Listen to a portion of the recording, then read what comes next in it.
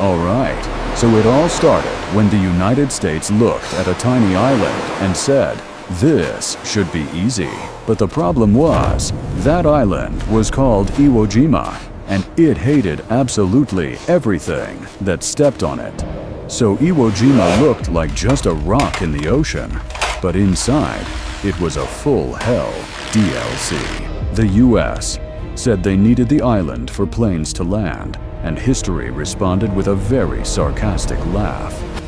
Meanwhile, the Japanese heard the American plan and decided to dig straight down to the center of the Earth. And they weren't digging for fun. They were digging so that when the US arrived, they could vanish like magic. The US prepared a massive bombardment, then confidently said, well, surely no one is still alive there. But at that moment, the Japanese were underground, patiently waiting for the perfect time to pop back up.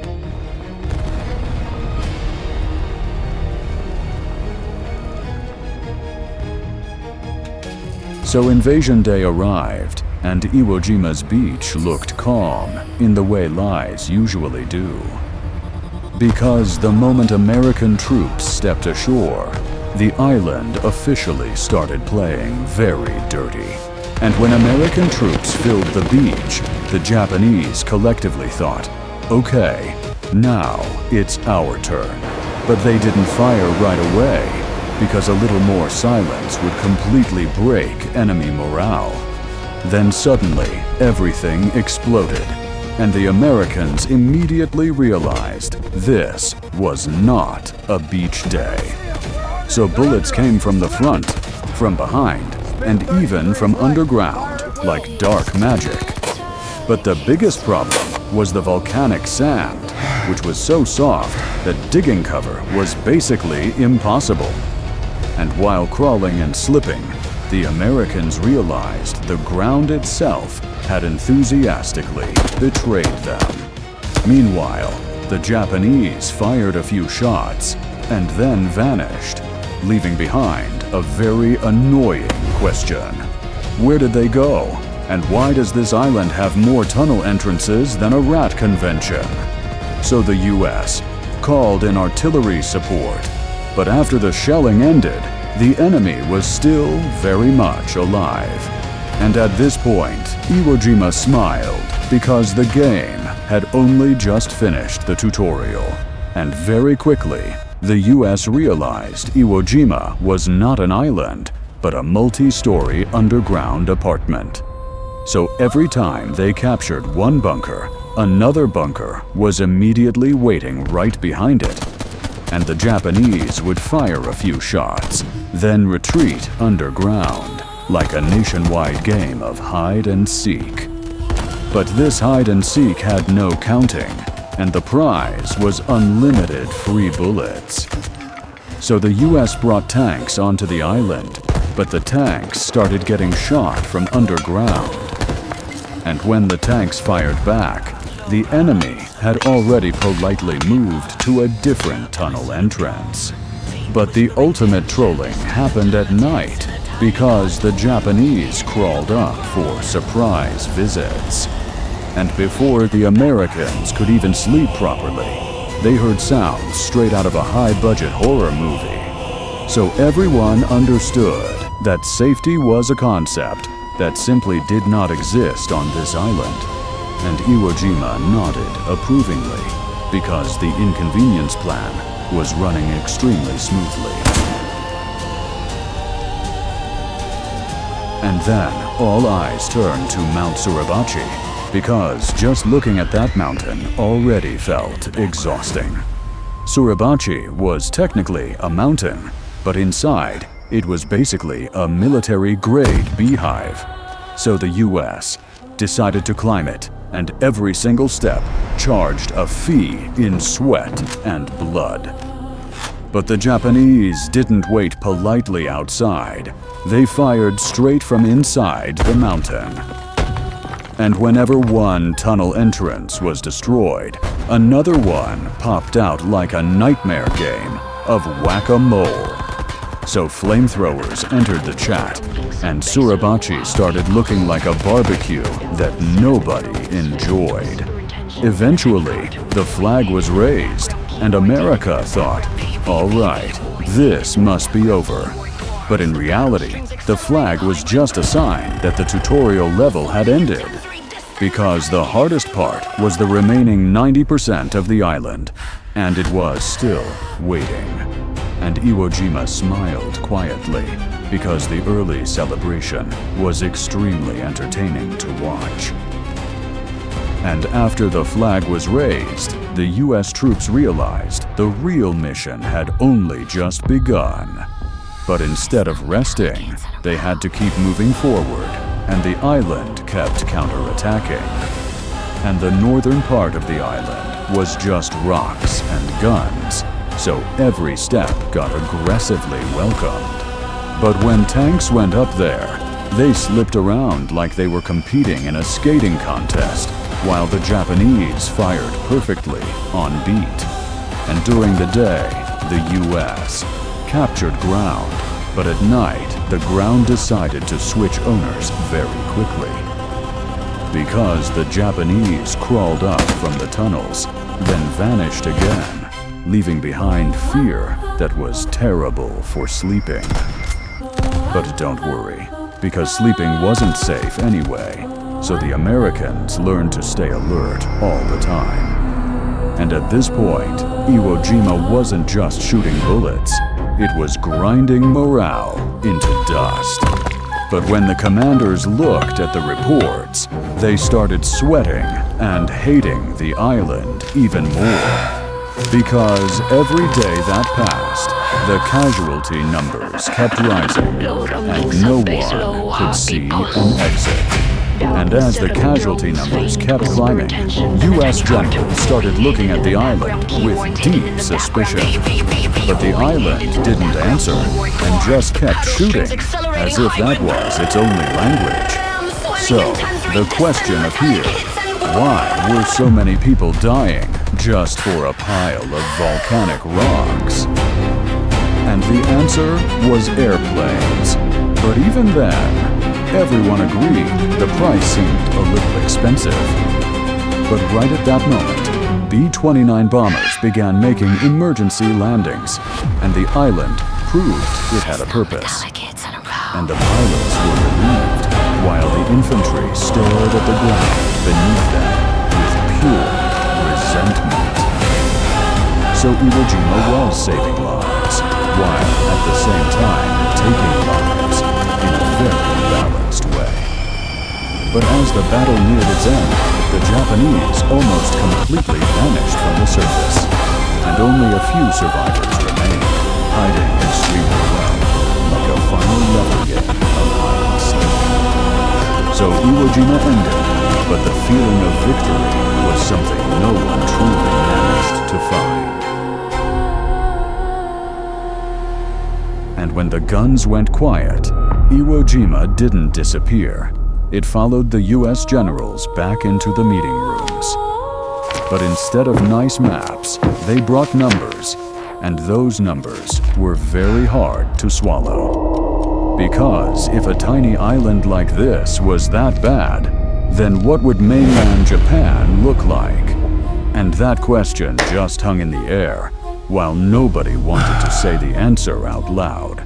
So Okinawa entered the story, and Iwo Jima instantly became a very scary trailer. But this trailer wasn't entertaining. It was a warning that the main feature would cost way more blood. And as reports came in, every single page felt like a very professional slap to the face. So Iwo Jima stopped being a place and became a living example of fighting to the absolute end. But that example forced people to think, and those thoughts were extremely uncomfortable. And inside their heads, a different decision slowly began to appear, heavy and impossible to ignore. And at that crossroads, the name Hiroshima was mentioned, but nobody said it out loud. Because Iwo Jima had taught that a direct invasion was basically signing up for a long-term hell subscription. But war hates hesitation, and it forces people to choose between two extremely terrible options. So one option was more blood-soaked beaches, and the other was a very cold button. And everyone hated that button, but they hated the growing casualty lists even more. So Iwo Jima stood there like a receipt, reminding everyone that too much blood had already been paid. But history doesn't ask for permission, and it connects events with zero hesitation. And from volcanic sand, the line of thinking led straight to a point of no return. But don't get it wrong, nobody thought this was a good or happy choice. And Iwo Jima ended this chapter by looking at you and shrugging, completely exhausted. And for the soldiers out there, all strategic debates were reduced to one thing: surviving today. But surviving here meant crawling forward, firing randomly, and hoping the ground wouldn't open its mouth. And every small sound made the brain scream automatically, while the body still had to move. So, during the day, they advanced, but at night it became a horror shift with no pay. And the Japanese appeared out of nowhere, then vanished again, pushing paranoia to maximum level. But slowly, fear turned into routine, and routine turned out to be absolutely exhausting. And when a friend went down, every joke shut off, leaving only heavy breathing behind. But the next morning, everyone stood up again because the island did not offer sick leave. So, Iwo Jima taught a very cruel lesson. You get used to hell faster than you expect. And when they finally left the island, many carried victory with them, but left a part of themselves behind. And then came the counting, and every joke died instantly, because the numbers spoke very loudly. So yes, the United States won the battle, but it was the kind of victory that made everyone frown. And American casualties were higher than expected, making the reports look like a receipt for hell. But on the Japanese side, almost no one was left, and the concept of surrender was completely missing. So people started asking whether this was really a reasonable way to end a war. And Iwo Jima answered with silence, but that silence weighed more than any explanation. But the press needed headlines, so the flag was printed big, and the truth was printed small. So the public applauded, while the people who were there just wanted to forget as fast as possible. And between those two worlds, Iwo Jima stood still, like a very hard-to-swallow proof. So the problem of ending the war was still unsolved, and history was already turning the next page. And when the next chapter opened, Iwo Jima didn't step aside. It stood right in the middle of memory. But instead of shouting, it whispered. And that whisper was impossible to ignore. So in every meeting afterward, the shadow of that tiny island was always on the table. And every time someone mentioned invasion, Iwo Jima quietly coughed, reminding everyone how expensive that was. But war has no undo button, and decisions still had to be made. So people stopped asking whether it would hurt, and started asking how much pain was enough. And that question was colder than sea wind, because it had no good answer. But Iwo Jima had done its job, making every remaining option look equally terrible. And when people finally looked back, they understood this lesson was not free. So history accelerated, dragging Iwo Jima along like a stone tied to the rope. And before wrapping things up, history paused for a moment, looked at the audience, and raised an eyebrow. But don't worry, the lesson here isn't some lofty moral. It's just very uncomfortable reality.